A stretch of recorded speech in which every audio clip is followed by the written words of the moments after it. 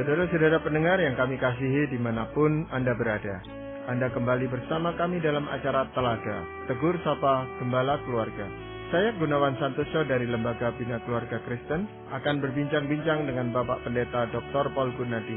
Beliau adalah seorang pakar dalam bidang konseling serta dosen di Seminari Alkitab Asia Tenggara, Malang. Perbincangan kami kali ini tentang mengikis ketamakan. Kami percaya acara ini pasti bermanfaat bagi kita sekalian dan dari studio kami mengucapkan selamat mengikuti. Bapak, kita punya kecenderungan untuk tamak, untuk serakah, untuk selalu tidak puas dengan apa yang kita miliki, Bapak ya. Dan kita tahu sebenarnya ini bertentangan dengan firman Tuhan. Namun bagaimana kita bisa keluar dari dosa ketamakan itu, Bapak? Betul sekali yang Pak Gunawan tadi katakan bahwa kita ini memang adalah orang yang tamak ya. Dan untuk tahu bahwa kita ini tamak sebetulnya nggak usah jauh-jauh ya. Kita lihat sajalah anak-anak. Kita bisa sangat-sangat jelas ya melihat kecenderungan anak atau manusia itu untuk tamak. Misalnya, siapa anak-anak yang tanpa disuruh itu tuh dengan rela memberikan yang dia senangi atau dia sukai kepada yang lain. Dia nggak suka, dia akan berikan. Tapi yang dia sukai, wah dia akan pegang terus. Misalkan dia lagi megang makanan, kita minta, wah enggak dia nggak kasih. Nah, orang tua memang perlahan-lahan mengajar, ya dong, bagi dong, saya lapar, papa lagi lapar, kasih dong. Nah, ini dia belajar untuk memberikan. Jadi itulah memang sifat yang kita bawa. Sebab kenapa? Alkitab mengatakan kita ini memang sudah dalam kandungan pun dikandung dalam dosa ya. Karena apa yang telah diperbuat oleh Adam dan Hawa memang terus berdampak sampai sekarang kepada diri kita. Ya, jadi memang ketamakan sesuatu yang ada dalam darah dan daging kita. Untuk bisa melawannya bukanlah sesuatu yang mudah. Sekali lagi tidak mudah karena kecenderungan kita berjalan justru ke arah itu.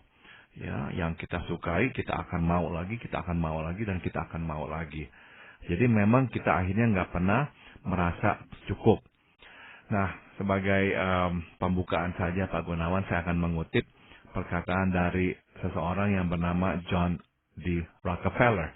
Seorang yang sangat kaya pada abad ke-20 ya di Amerika Serikat. Nah, ditanya apa sih definisinya cukup ya, dan dia menjawab, ya, mempunyai sedikit lebih dari apa yang saya punyai sekarang. Padahalnya dia orang yang sangat kaya. Namun tetap berkata, ya cukup artinya mempunyai sedikit lebih banyak dari yang saya punyai. Artinya ya nggak pernah cukup. Nah, inilah kodrat dasar kita yang memang kita harus lawan.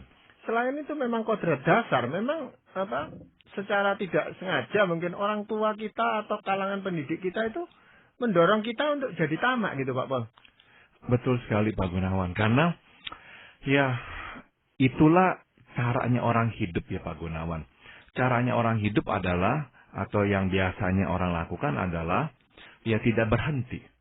Kalau ini memang disukai, ya jangan berhenti, ya teruskan. Dapatkan lagi, dapatkan lagi, dapatkan lagi. Misalnya ada orang membuka satu usaha. Wah, berhasil. Nah, kecenderungannya bukannya membiarkan itu usaha hanya satu. Dia akan mau buka lagi yang satunya. Udah berkembang lagi, dia akan berkata, saya mau buka lagi yang satunya. Terus, jadi memang itu adalah kecenderungan manusiawi kita. Sehingga kita itu susah sekali berkata, cukup, ya sudah. Nah, bukankah ada kalanya gara-gara inilah ambisi kita yang memang didasari atas ketamakan, kita itu sampai-sampai rela mengorbankan orang lain, Pak Gunawan. Ada orang yang memperalat orang, mengabaikan keluarganya. Pokoknya asal bisa mempunyai lebih dan lebih dan lebih dan lebih lagi. Enggak pernah cukup-cukup. Malah ada orang yang akhirnya melewati batas. Yaitu kalau orang yang lain yang akan mendapatkan pekerjaannya atau proyeknya, meskipun dia sudah begitu serba kecukupan, dia berusaha menjegalnya. Benar-benar dengan cara-cara yang kotor, dia berusaha membatalkan kontrak orang yang sudah tertulis. Pokoknya asal orang lain nggak bisa mendapatkannya, dan semua harus kembali kepada dirinya. Jadi inilah lingkungan kita Pak Gunawan, di mana kita hidup. Maka tadi Pak Gunawan sudah katakan, betul ya, yaitu agak susah buat kita ini melawan semua ini. Karena kanan kiri kita memang hidup seperti ini, nggak pernah cukup dan harus lebih dan harus lebih. Dan ketamakan ini bisa menjadi ancaman besar buat keutuhan keluarga, Pak Pol. Artinya ada suami gitu yang rela meninggalkan keluarganya demi bukan mencukupi kebutuhan. Itu sudah berlebihan kok sebenarnya untuk kebutuhan rumah tangganya. Tapi dia rela melakukan itu. Betul sekali Pak Gunawan. Meskipun mungkin ya dia bisa berkata ini kan untuk keluarga dan sebagainya. Tapi enggak ya. Saya kira dalam kasus-kasus seperti itu, ya istrinya atau anak-anaknya akan berkata, enggak, nih bukan buat kami, tapi buat engkau. Karena kalau buat kami, yang kami sungguh-sungguh butuhkan adalah engkau di rumah. Bukannya engkau di mana-mana. Enggak kok. Jadi sekali lagi, ini sebuah bentuk ketamakan. Nah, untuk menghadapinya Pak Gunawan, pertama adalah kita mesti menyadari kita ini nih semuanya ini sebetulnya udah mempunyai sifat dasar ini. Jangan kita beranggapan bahwa saya enggak mungkin saya ini akan tamak. Oh enggak, justru pada dasarnya kita sudah memiliki sifat ini. Ya, kecenderungan kita berjalan di atas rel ketamakan. Nah, saya tahu ada orang yang akan berkata, enggak, saya kok sama harta enggak begitu kok. Saya pokoknya ya udah dapat segini, cukup ya sudah. Memang ada orang enggak tamak dengan harta, ada memang. Tapi kita bisa tamak dengan hal-hal yang lain Pak Gunawan. Contoh ya, ada orang yang bisa sangat tamak dengan pujian. Enggak cukup-cukup pujian. Nah, dia mungkin sekali akan memperoleh pujian lewat perbuatan-perbuatan tertentu atau apa. Tapi intinya adalah motivasi melakukan semua perbuatan itu adalah supaya dia menerima pujian. Dan nggak bisa dia terima hanya segitu aja. Dia mau lagi. Dia melakukannya lagi. Supaya dipuji lagi. Supaya diakui lagi. Terus menerus benar-benar sepertinya tercandu pada pujian yang nggak pernah bisa memuaskannya. Ada juga orang yang tamak dengan kasih, dengan cinta, atau dengan perhatian. Enggak cukup-cukup terima perhatian dari orang. Apalagi dari pasangannya, dari suaminya, dari istrinya. Terus meminta dan menuntut diberikan perhatian. Enggak pernah puas-puas. Nah, ini adalah sebetulnya bentuk-bentuk ketamakan. Meskipun memang bukan ketamakan materi. Tapi intinya adalah atau dasarnya adalah ya sama. Yaitu enggak pernah merasa puas dan harus mendapatkan lebih. Ya itu bisa juga terjadi di dalam yang mungkin oleh dia disebut sebagai pelayanan. Tetapi itu sebenarnya bukan pelayanan gitu Pak Pol. Jadi yang enggak pernah puas dengan melakukan satu bidang pelayanan tertentu. Tetapi hampir semua bidang itu dimasuki oleh dia gitu. Ada yang seperti itu jadi memasuki semua bidang. Atau ada orang ya kalau sudah di satu bidang, nah dia nggak akan kasih orang masuk menggantikannya, harus selalu dia. Nah jadi ini adalah hak miliknya. Nah itu adalah sebetulnya ya bentuk-bentuk ketamakan. Ada orang yang harus mengontrol, mengetahui semuanya, seolah-olah dia harus merambah kemana-mana. Memang ya dia bisa menggunakan alasan ya supaya saya tahu. Kan kalau saya nggak tahu, orang tanya juga nggak bagus. Tapi sebetulnya di belakang itu tuh pertanyaannya kenapa harus masuk ke segala jurusan, ke segala tempat pelayanan dan sebagainya. Kenapa? Karena sebetulnya tuh ada yang dicarinya Pak Gunawan. Nah biasanya yang dicarinya adalah merasa misalnya ya, merasa diri penting. Bahwa saya itu tuh dibutuhkan di pelayanan A, di pelayanan B, di komisi A, di komisi B. Dengan saya itu masuk di mana-mana berarti saya mempunyai tempat ya di sini nih, di tempat-tempat ini semuanya. Dengan kata lain itu adalah sebuah ketamakan sebetulnya Pak Gunawan. Nggak bisa puas jadinya. Dia harus mendapatkan pengakuan bahwa dia itu masih penting. Nah, itu juga adalah pelayanan juga. Maksudnya itu adalah ketamakan juga. Bapak selain menyadari bahwa ketamakan itu sudah menjadi sifat dasar kita gitu Pak Pol ya. apakah ada lain yang bisa kita lakukan itu untuk mencegah diri supaya tidak tamak gitu Pak? Ada dua Pak Gunawan yang akan saya bagikan. Ini sebetulnya dua-duanya ini berkaitan dengan perspektif ya. Bagaimana cara kita memandang diri kita dan sesama. Dan ternyata perspektif ini penting sekali untuk bisa mengikis ketamakan dalam diri kita. Perspektif yang pertama adalah ini. Ketamakan umumnya dimulai dengan melihat apa yang tidak kita miliki. Aduh, saya nggak bisa mempunyai mobil ini. Oh, saya nggak bisa punya rumah ini. Jadi, mulai dengan apa yang tidak kita miliki. Nah, kalau kita sudah mulai dengan perspektif ini, yaitu apa yang tidak kita miliki, ya sudah tentu langkah berikutnya adalah mau mendapatkan yang tidak kita miliki. Dengan kata lain, ketamakan itu selalu melihat bagian yang kosong dari gelas yang terisi air. Kenapa kok ini nih kosong nih? Kenapa kok ini kosong nih? Dan luput melihat bahwa di bawah yang kosong itu tuh ada air yang banyak. Nah, maka kalau kita mau ya mengikis ketamakan, kita jadinya mesti melihat apa yang kita miliki. Nomor satu, nomor dua, menghargainya. Menghargainya. Meskipun kita harus menghargainya dengan tepat ya, tapi tetap kita menghargainya. Yang saya maksud dengan tepat adalah ada orang yang justru masuk ke dalam kejatuhan atau dosa yang lain, yaitu kesombongan atau membesarkan diri. Karena apa? Misalkan, dia memang nggak begitu bisa lah ya bermain musik. Tapi dia karena mau menghargai kemampuan musiknya, membesar-besarkan diri. Memberi penilaian yang terlalu tinggi terhadap kemampuan musiknya. Nah, itu juga salah.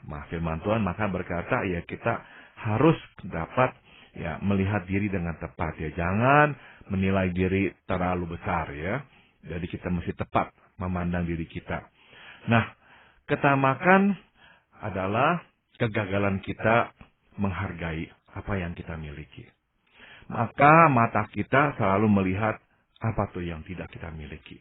Dan inilah yang selalu harus kita dapatkan dan kita dapatkan dan kita dapatkan. Nah, sekali lagi saya mau tekankan ini ya. Apakah kita tidak boleh mengembangkan diri, mengembangkan usaha? Sudah tentu boleh Pak Gunawan. Boleh. Tapi tujuannya ini nih yang membedakan. Orang yang mengembangkan usahanya, tujuannya supaya dia tambah besar, dia tambah kaya, dia dan dia dan dia dan dia, itu adalah ketamakan.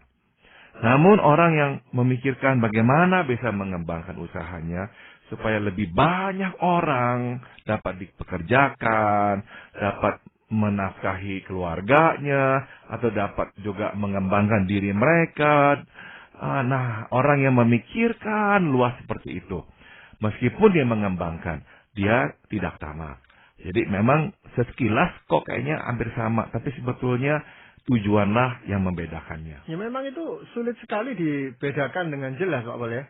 Memang selalu orang akan berkata ini untuk kepentingan orang lain, karyawan saya, buruh-buruh ini kalau saya tutup perusahaan ini mereka akan tidak dapat nafkah dan sebagainya. Tetapi kan sebagian besar dari keuntungan itu justru untuk dia, itu pasti Pak. Nah ini bagaimana Pak? Betul sekali Pak Gunawan. Jadi seharusnya ya memang kita perlu mencukupi ya kebutuhan keluarga kita. Namun kalau kita tahu memang sudah cukup, ya sudah. Ya sudah. Kelebihan-kelebihan itu justru sebaiknya memang kita tuangkan lagi untuk kesejahteraan buruh kita, staf kita, untuk melebarkan lagi usaha sehingga akan lebih banyak orang yang dapat diserap dan bekerja. Jadi itulah yang memang dikehendaki oleh Tuhan. Prinsipnya harus jelas ya. Alkitab itu tuh jelas ya mengajarkan kepada kita bahwa waktu kita diberkati, tujuannya adalah agar kita membagikan berkat itu kepada yang lain. Jadi Tuhan itu tuh menginginkan kita menjadi saluran. Tidak pernah Tuhan itu menginginkan kita menjadi seperti waduk. Hanya menerima, menyimpan. Oh tidak. Tuhan meminta kita menjadi saluran. Apa yang kita terima, kita salurkan. Ya, makanya Tuhan pertama-tama memang memanggil orang Israel, mengikat perjanjian dengannya, menjadi umat Tuhan. Tapi mereka memang gagal, ya, menerima tugas tanggung jawab itu dari Tuhan. Malah mereka mengeraskan hati dan tidak percaya kepada anak Allah, menolak Kristus Yesus. Maka akhirnya diberikanlah tugas itu kepada orang-orang yang non-Israel. Ini adalah teologi Paulus yang Paulus jelaskannya misalkan di kitab Roma. Nah, dari bangsa-bangsa yang lain inilah akhirnya Injil keselamatan itu bukan saja diterima, tapi diteruskan. Ya, disebarkan. Nah, jadi kita selalu melihat konsep yang sama mengalir di Alkitab. Diberkati untuk menjadi berkat. Diberkati untuk menjadi berkat. Nah, orang yang tamak memang nggak bisa, Pak Gunawan. Diberkati ya untuk saya, titik di situ. Nah, ini yang salah.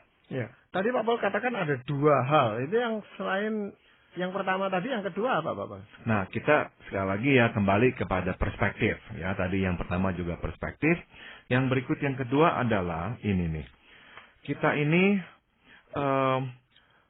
biasanya tuh menjadi tamak karena apa?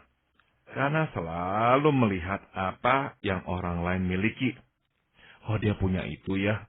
Kok dia punya mobil baru ya? Wah, kok dia bajunya bagus ya? Selalu melihat apa yang orang lain miliki. Nah, nggak bisa enggak.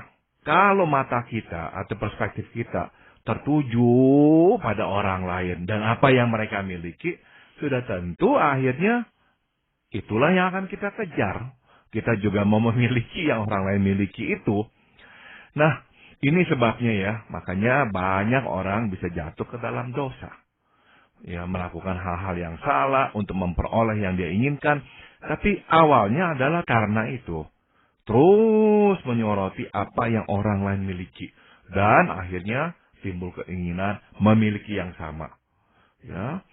Nah, oleh karena itu kita mesti mengubah perspektif tersebut. Kita harus sekarang melihat apa yang orang lain tidak miliki. Jangan hanya melihat apa yang orang lain miliki. Coba perhatikan apa yang dia tidak miliki. Ya, misalnya, oh iya ya, dia juga memang tampaknya tuh nggak punya kedamaian ya. Hidupnya kok kayaknya nggak tentram. Iya ya, dia kok tampaknya tuh, aduh, hidupnya penuh dengan tekanan-tekanan.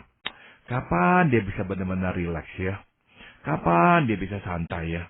Nah, jadi kita mulailah melihat apa yang orang lain tidak miliki.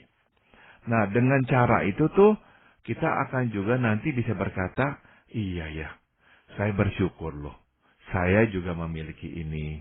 Ya, saya bisa mendapatkan kedamaian. Saya bersyukur istri saya atau suami saya baik, mencintai saya. Saya bersyukur anak-anak juga baik. Nah, jadi waktu kita melihat apa yang orang lain tidak miliki, itu juga mendorong kita untuk menghargai apa yang kita miliki itu. Ya, itu yang sulit, Pak Paul, memang mengubah persepsi ini, Pak Paul ya.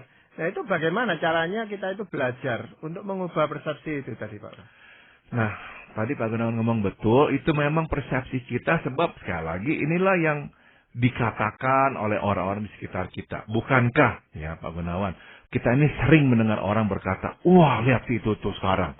Wah lihat si itu tuh sekarang. Punya ini loh, punya itu loh. Jadi memang itulah yang dikatakan oleh orang di sekitar kita. Jadi memang orang tuh selalu melihat apa yang dimiliki oleh orang lain. Nah, untuk melawan itu memang kita jadinya mesti berani ya. Untuk melihat juga dengan lebih kritis. Sebetulnya enggak loh. Dia enggak punya semuanya. Enggak. Jangan hanya membutakan mata atau melihat dengan sebelah mata. Dia punya ini, dia punya ini, dia punya ini. Coba lihat dengan kritis lagi. Adalah hal-hal yang dia tidak miliki. Nah, terus kita juga melihat ke bawah. Kita melihat diri kita. Iya ya. Kita kok juga punya ini ya. Memang kita nggak punya ini. Nggak apa-apa. Tapi kita punya ini. Nah, dengan kita terus ya menekankan perspektif itu perlahan-lahan, mata kita mulai berubah. Kita nggak lagi melihat seperti itu, perlahan-lahan dorongan-dorongan untuk mau lebih lagi, punya lebih lagi, nggak puas lagi. Perlahan-lahan itu akan mulai menguap. Sebab nantinya justru yang akan keluar adalah ucapan syukur. Jadi, ini adalah sebuah disiplin rohani, Pak Gunawan. Kita mau bersyukur, kita mau mempunyai sikap yang bisa berterima kasih dan bersyukur, memang perlu disiplin rohani. Nah, disiplinnya adalah tadi itu ya, mengubah perspektif kita. Iya. Memang ketamaan ini sangat erat kaitannya dengan kepuasan ya Pak Pol ya.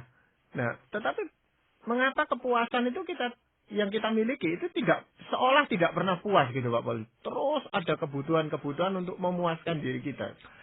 Memang semua kembali kepada di dalam ya, kembali kepada sumbernya.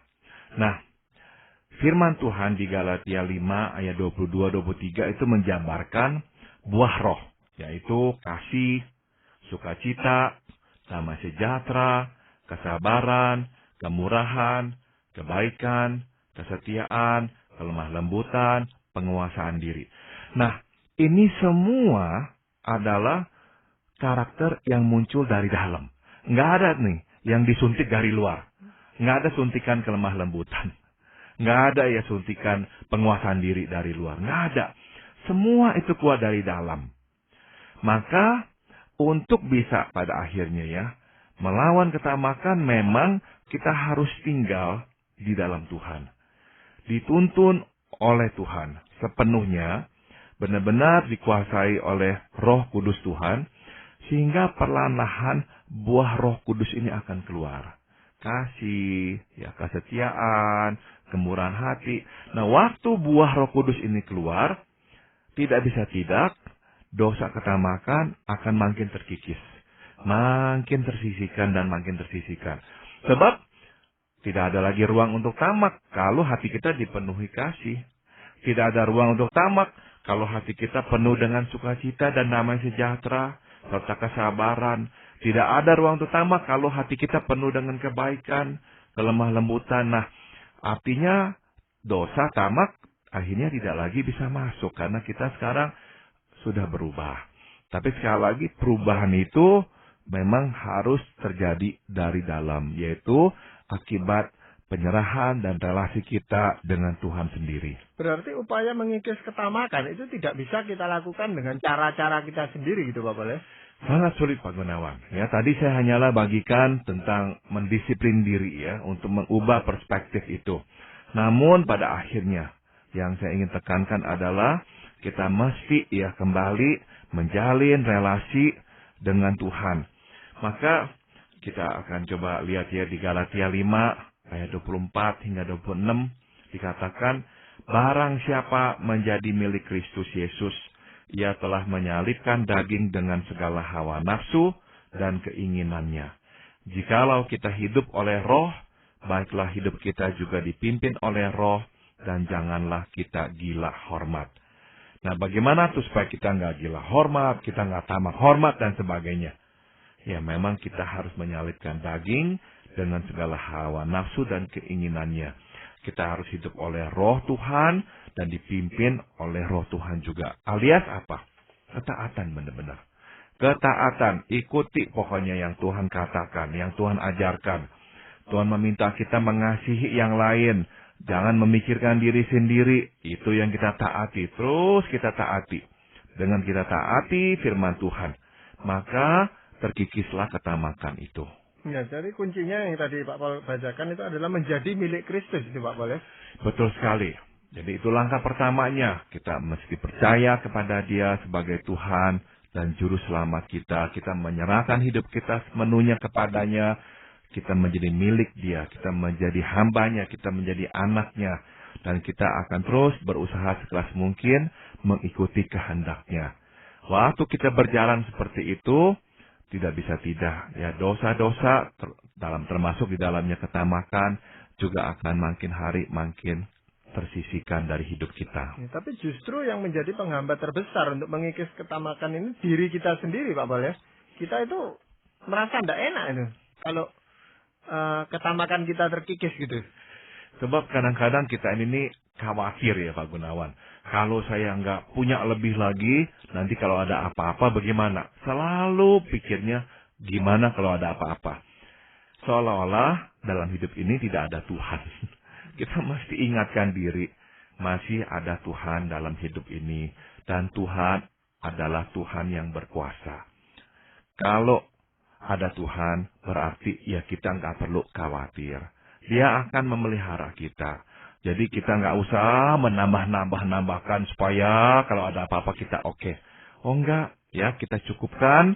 Nah kita percaya ya ada Tuhan yang akan dapat memelihara kita. Ya Pak Paul, terima kasih untuk perbincangan kali ini. Dan para pendengar sekalian, kami mengucapkan banyak terima kasih. Anda telah mengikuti perbincangan kami dengan Bapak Pendeta Dr. Paul Gunadi dalam acara Telaga, Tegur Sapa Gembala Keluarga. Kami baru saja berbincang-bincang tentang mengikis ketamakan. Bagi Anda yang berminat untuk mengetahui lebih lanjut mengenai acara ini, silakan menghubungi kami lewat surat. Alamatkan surat Anda ke Lembaga Bina Keluarga Kristen atau LBKK, Jalan Cimanuk 58, Malang. Anda juga dapat menggunakan email dengan alamat telaga@indo.net.id. Kami juga mengundang Anda mengunjungi situs kami di www.telaga.org.